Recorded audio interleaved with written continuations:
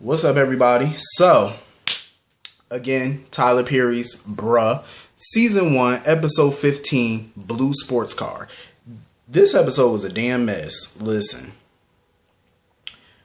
I'm super happy, though, that Mike and Pamela were able to finally talk about their feelings for each other. And, they got a lot of stuff clear, and they're going to finally try this whole relationship thing. I'm happy that Mike has finally decided to be a one-woman man finally. Because being a hoe, it gets so boring after a while. Like, you know, it can get very boring. And he's noticed that it can get very lonely. Because look at him, like, he be in bed just by himself, like, you know, lonesome. You know what I mean?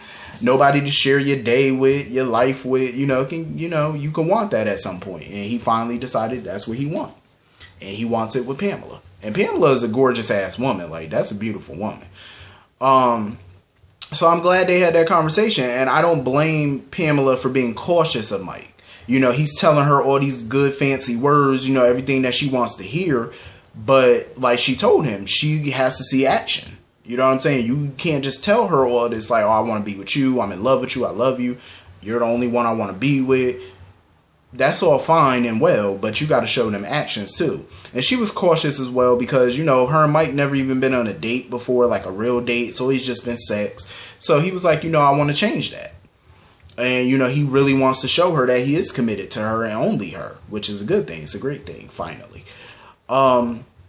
And it was funny as shit because Mike was like, the only real relationship he had was like 3 years ago. And that relationship was like for 3 months. He talking about that's a long time. 3 months, a 3-month relationship is not a long time. That's a cup of coffee. That's all that is. It's a cup of coffee and a donut. That's it. Like, that is not a long time to be with somebody. Like, Mike is wild. But I'm happy that they made up and, you know, they decided, you know, we're going to give this shit a try. We're going to see where it go and where it could take us. I'm super happy to see because this, like, if you go and you watch Bruh from we are in season 1, but if you watch it from episode 1, you can see how much of an asshole Mike was, a womanizer he was. Like, you just would have never thought he would have had the turnaround that he had now. And I do feel like the turnaround was a little quick because we're only at episode 15 and already he like, oh, I'm in love. I'm ready to stop being a hoe. I got to see the action too because Mike, no. He was dead serious about being a hoe. And that was just a couple episodes ago. So now all of a sudden you all in love now.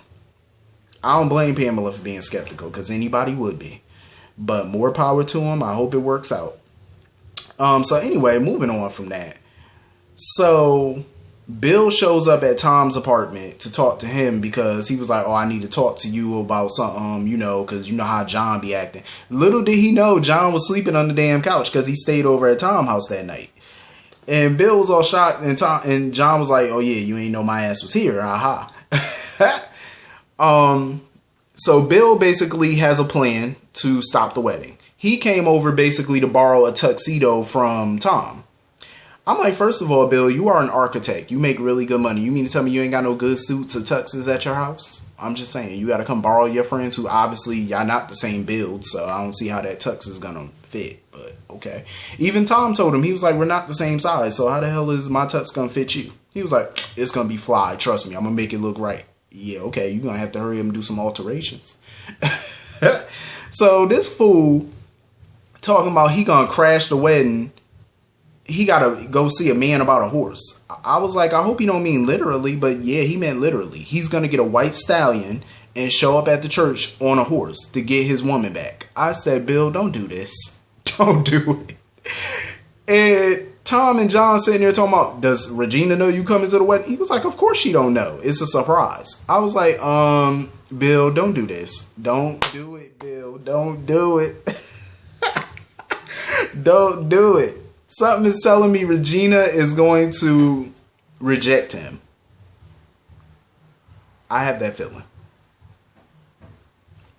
I don't think this is going to go according to Bill's plan. I don't have a good feeling about it. I think it's going to blow up in his face. And even John was kind of hinting around to it. He was like, I don't think this is going to go the way you want it to go. I was like, yeah, I don't think so either, bro. You might want to change you might want to change tactics and go another route with this one, because mind you, it's Regina's wedding day. They just had sex the night before. She still has not called him. He has not spoken to her. I'm like, Bill, don't do this. Don't embarrass yourself like this. I just feel like he's gonna show up at that church on a horse and make a total ass out of himself. He's gonna make an ass. He's totally gonna make an ass out of himself. Bill, don't do this. Don't. And all Tom can say is, because John was like, what we gonna do about Bill again? And Tom was like, shit, let Bill be Bill. I said, that is true. I mean, what can you do? He's a grown man. You just gonna have to let that man rock. Like, if he want to get his lady back and this is the way he want to do it, he gonna have to do it his way. I just hope that it doesn't blow up in his face, but I have that feeling that it's not going to go the way he thinks it's going to go, and I don't think it's going to be as easy as he thinks. Like, this is going to be a hot mess, and I'm here for it. I can't wait to see him showing up to that wedding on a stallion, on a white horse. I'm like, And I wouldn't be surprised if Regina's fiance punch him in his face, like, because I know I would.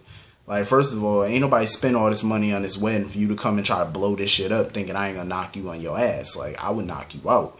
And you gonna reimburse me my money. Like, I'm just saying, like, ifs, ands, buts about it. I'm like, I have to agree. Like, y'all just gonna have to let that man rock out and do what the hell Bill got to do. So, anyway, moving on from that. So, Tom goes to work at the hospital. And the chief of medicine is sitting in her office with Valerie, the chick who lied and said Tom sexually harassed and assaulted her or whatever. So Tom goes into the office and she tells him to close the door. So apparently Valerie admitted to the chief of medicine that she lied. And the only reason Valerie's admitting that she lied is because they have the recording that proves that she lied. That's the only reason. So Valerie's sitting there all apologetic. And Tom was wondering, okay, what's going to happen to Valerie? All the chief of medicine said was, she's going to be disciplined. Tom was like, what the hell does that mean? Disciplined how? Is she going to be fired? Is she going to be transferred? And Valerie's sitting there talking about, Tom, what do you mean? Why do I have to be fired? You made a serious accusation about him that was not true, and you knew it was not true. You messed with that man's reputation. You messed with that man's good name. You messed with that man's career. You should be fired. Or at least transferred. Something. But all the chief of medicine kept saying was she's going to be disciplined. That's all she said. What the hell does that mean? So she basically dismissed Valerie and told Valerie she can go. So Tom was like, nah. He was like, this ain't right. He was like, she damn near ruined my career. And you saying you're telling me all she going to be is discipline, but you're not telling me what the consequences are going to be. So now Tom still has to continue to work at that hospital with her. I said, oh, hell no. I would have transferred out, because ain't no way you going to think that you're going to fuck with my good name, my reputation, my career that I worked damn hard to get, and you think ain't going to be no type. Nah. It's going to be some consequences of repercussion, because ain't no way in the world I would let you get away with that shit. Tom wasn't having it. And I don't blame Tom for going off on the chief, because I would have too. And he wanted an apology from the chief.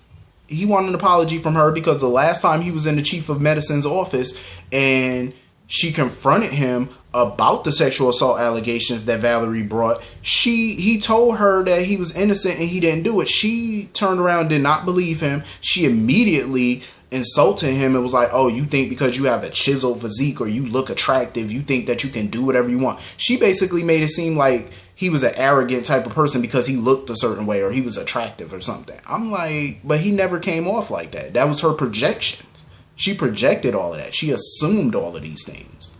And that was very inappropriate for a chief of staff or chief of medicine, whatever. She conducted herself in a very inappropriate manner. And, Tom wanted an apology from her. So she apologized to him. And then she corrected him and let him know that he better not forget who she is. That she's still the chief of medicine and he better remember his place. I said, okay.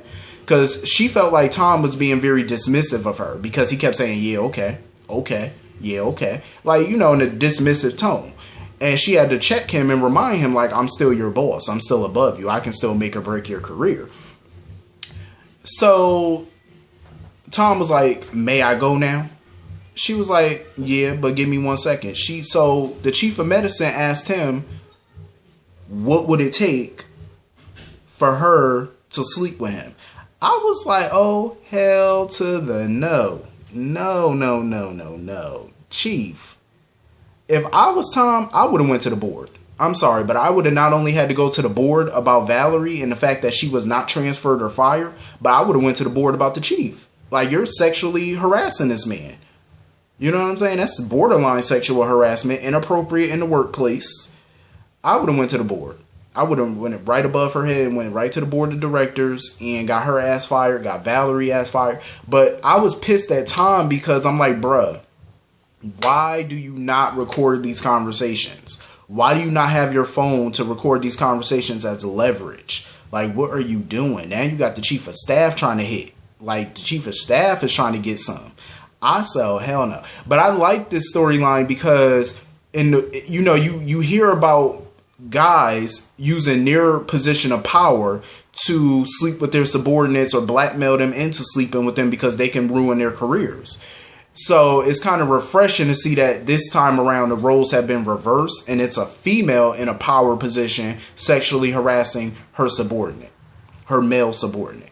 So it's refreshing to see this because I have seen this a couple times on TV shows in the past and it happens in real life too. So it's good that they went this route because Tom is dumb. Like, I would have recorded that shit, took it to the board of directors. I would have went public with that, bruh.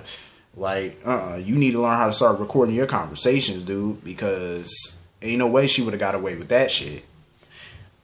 I wonder if Tom gonna sleep with her, though. I wonder. Like, Tom is just in all type of drama at that hospital. I was like, damn. But anyway, this was a good little episode. Hit the comment section, let me know what y'all thought. Definitely check this out, bruh, on BET Plus. They drop new episodes every Thursday. It's definitely worth the watch. The scenes can kind of drag on a little bit and they could kind of be a little repetitive, but it's very interesting to an extent. Like, it's a fun little show to watch. Definitely. So I will see you all later. Peace.